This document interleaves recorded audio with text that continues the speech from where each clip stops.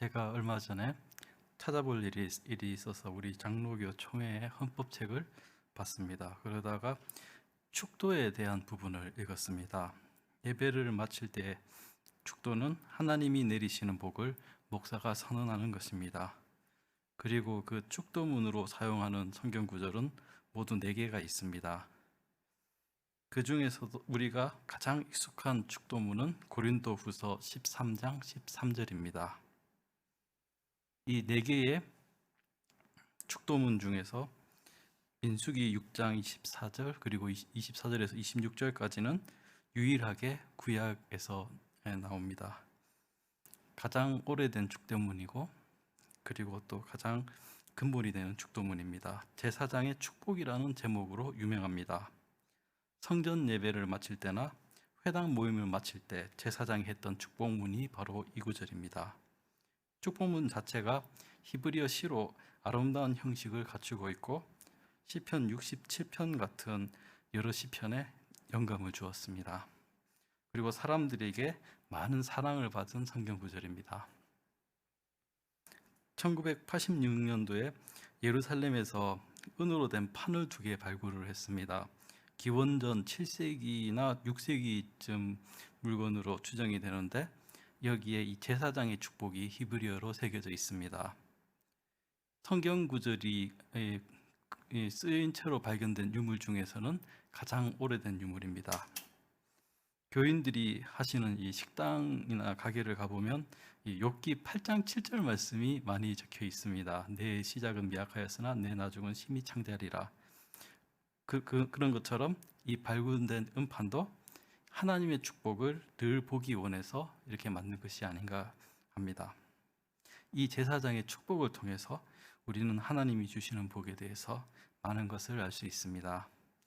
첫 번째로 하나님께서는 하나님께 예배드리고 세상으로 나아가는 무리에게 복을 주십니다. 출애굽기 19장 1절에 이스라엘 백성은 시내산 밑에 시내 광야에 도착합니다.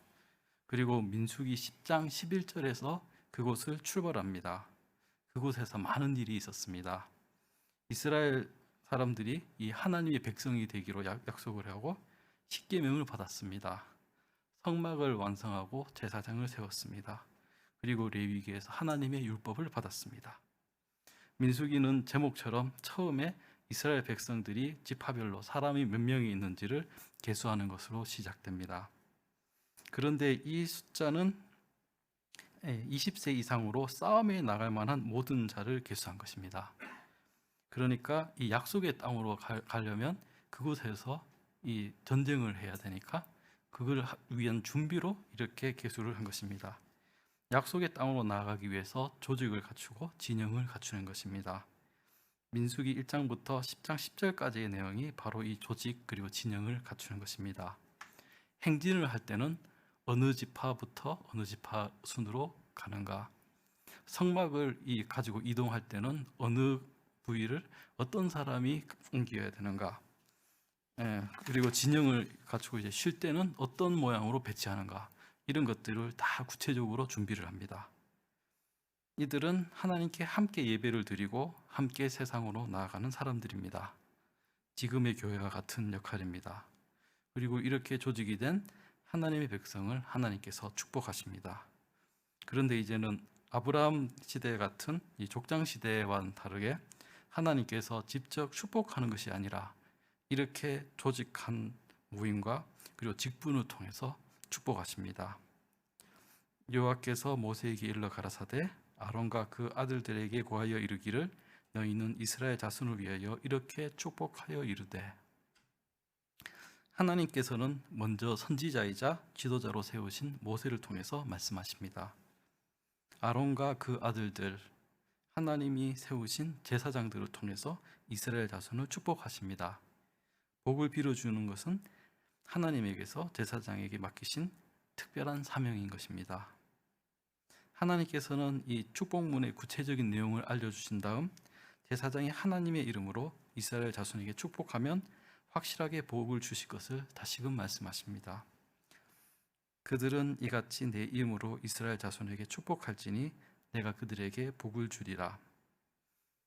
하나님이 정하신 직분인 제사장이 하나님께서 알려주신 축복문을 통해서 함께 하나님께 예배드리고 함께 세상으로 나아가는 하나님의 백성에게 축복하면 하나님께서 그들에게 복을 주실 것을 약속하셨습니다. 지금도 하나님께서는 우리가 함께 예배드리고 세상으로 나갈 때 특별한 복을 교회를 통해서 주십니다. 하나님은 모든 사람을 사랑하시고 또 복 주시기 원하십니다. 하지만 우리가 한 공동체로 각자 맡은 직분과 사명을 다하고 함께 예배드릴 때 하나님께서는 특별한 축복을 더 주실 것을 약속하셨습니다. 그래서 우리가 교회를 예배를 소중하게 여기고 또 우리에게 맡겨진 직분과 사명을 감사해야 됩니다. 두 번째로 우리에게 복을 주시는 분은 바로 하나님이십니다. 이 축복문에서 계속 강조되는 것은 복을 주시는 분이 바로 하나님이시라는 것입니다. 축복문이 이 세 문장으로 이루어져 있는데 모두 여호와로 시작합니다. 여호와의 이름을 매번 강조하므로 복의 근원이 어디인지를 확실하게 알려줍니다. 제사장은 이 축복문에서 2인칭으로 말합니다. 하나님이 너에게 복 주시기를 원한다. 듣는 사람에게선 이것이 자기 자신에게 각 사람에게 말하는 것 같이 들립니다. 이 복을 받지 못하고 소외되는 사람이 없습니다. 하지만 동시에 복을 받는 것은 그 자리에 모여서 함께 예배를 드린 모든 하나님의 백성입니다. 하나님의 축복은 각 사람 모두에게 개별적으로 주시는 복이면서 동시에 공동체적인 복입니다. 나에게 그리고 우리에게 주시는 복입니다. 여호와는 내게 복을 주시고 너를 지키시기를 원하며. 구약에서 하나님이 주시는 복은 주로 구체적인 복입니다. 매일 아침 내려주시는 만나와 같이 그리고 바위에서 터져 나오는 이 샘물 같이 하나님께서 채워주시는 우리의 필요를 채워주십니다. 그리고 하나님께서 우리를 악에서 그리고 위험에서 지켜주십니다. 여호와는 그 얼굴로 내게 비추사 은혜 베푸시기를 원하며. 그 얼굴로 내게 비추사는 하나님께서 너를 밝은 얼굴로 대하시고라는 뜻입니다. 따뜻한 햇빛이 우리를 비추듯이 다정하게 밝은 얼굴로 맞아주시는 것입니다. 이 말에 반대되는 표현은 하나님이 그 얼굴을 숨기다입니다. 이것은 진노의 표현입니다. 그래서 이 반대말이기 때문에 은혜를 베푸시기를 원하면은 하나님의 자비하심, 하나님께서 우리가 비록 부족하더라도 밝게 맞아주실 것을 원한다는 뜻입니다. 하나님께서는 그 얼굴을 내게로 향하여 드사 평강 주시기를 원하노라 할지니라 하라. 얼굴을 향하여 드사는 얼굴을 들어서 위를 쳐다본다는 뜻으로 호의적으로 대한다는 뜻입니다. 얼굴을 비추는 것보다 더 적극적으로 표현하시는 것입니다. 평강 주시기를 원하노라. 평강은 우리가 잘 아는 샬롬의 번역어입니다. 하나님으로 인해서 우리의 삶이 모든 영역에서 완전하고 온전하고 충만한 것이 샬롬입니다. 하나님이 주시는 복의 궁극적인 형태가 바로 샬롬입니다. 하나님 안에서 경험하는 평강입니다. 오로지 하나님께서만 주실 수 있고 다른 곳에서는 찾을 수 없는 바로 그 복입니다. 다윗이 고백한 것처럼 여호와는 나의 목자시니 내게 부족함이 없습니다. 세 문장은 모두 원하며로 끝이 납니다. 복을 주시는 분은 어디까지나 하나님이십니다. 제사장은 하나님이 이 백성들에게 복을 주시기를 원할 수 있을 뿐입니다. 우리에게 익숙한 이 축도문인 고린도후서 13장 13절도 이 성경 말씀 그대로라면 마지막이 너희 무리와 함께 있을지어다라고 끝이 납니다.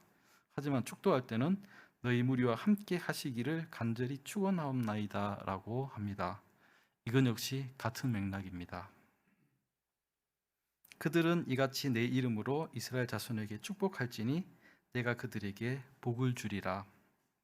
그리고 하나님께서는 이렇게 하나님이 정하신 직분이 있는 사람이 하나님의 이름으로 축복할 때 복을 주실 것을 확실하게 약속하셨습니다. 하나님께서 우리의 모든 필요를 아시고 채워주시고 지켜주십니다.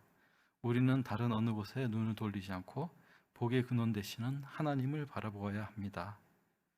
하나님이 주시는 평강이 우리와 늘 함께 할 것입니다. 그리고 세 번째로 하나님께서 교회에게 주시는 복은 계속됩니다. 이 제사장을 통해서 하나님의 복을 받은 이 이스라엘 백성은 약속의 땅으로 출발했습니다. 60만이 넘는 대군입니다. 안타깝게도 그때 출발한 사람 중 약속의 땅에 들어갈 수 있었던 것은 여호수아와 갈렙 두 사람뿐이었습니다. 이들은 아직 훈련이 많이 부족했습니다.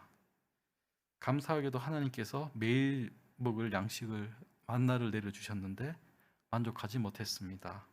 민수기 11장을 보시면 누가 우리에게 고기를 주어 먹게 할꼬 우리가 애굽에 있을 때는 값없이 생선과 외와 수박과 부추와 파와 마늘 등을 먹은 것이 생각나거늘이라고 합니다.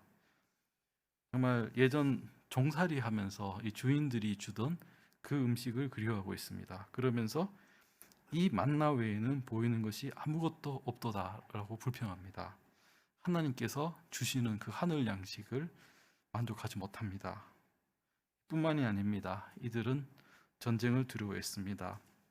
민수기 13장에 이 정탐꾼들이 돌아왔는데 12명 중에 10명이 그 땅에 있는 백성들이 신장이 장대한 자들이고 네피림의 후손, 아낙자손 대장부들은 너무 힘이 세고 우리는 스스로 보기에도 메뚜기 같다 이렇게 이야기합니다. 이들에게는 상대방은 너무 커 보이고 자신들은 너무 작아 보였습니다. 이 사람들 이 애굽을 나올 때 홍해 앞에서 무서운 바로의 전차 부대도 하나님 앞에서는 아무것도 아닌 것을 목격했습니다. 그런데도 이렇게 겁을 먹었습니다. 왜 그랬는지 생각해 보면 그때는 하나님께서 다 해결해 주셨습니다. 지금은 하나님이 도와주시지만 자신들이 직접 나서서 가나안 사람들과 싸워야 합니다. 그래서 겁을 먹었습니다.